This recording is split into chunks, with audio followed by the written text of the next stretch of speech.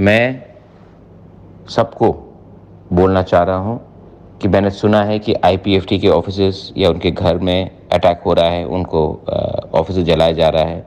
मैं वार्निंग दे रहा हूँ सबको, कोई भी तिपरा मोथा के नाम में अगर गुंडागर्दी करेगा और अपने ही तिपरासा को, क्योंकि आईपीएफटी भी तिपरासा है, को अटैक करेगा तो मैं टॉलरेट नहीं करूँगा। मैं डीजीपी को बात करूँगा, मैं पुलिस से बात करूँगा और इमीडिएटली आपको सस्पेंड करा दूंगा।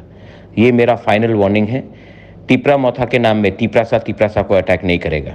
ये बुबागरा का फाइनल वार्निंग है सबको, जो हमारे नाम में, जीत के नाम में ये वायलेंस क्रिएट कर रहे हैं।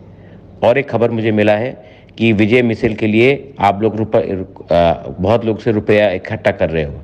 अगर मुझे मालूम पड़ा कि किसी ने रुपया उठाया तिपरा मोथा के नाम में, तो मैं आपको अरेस्ट कराऊंगा, आपको जेल में डालूंगा और तिपरा मोथा से आपको हमेशा के लिए निकाल दूंगा।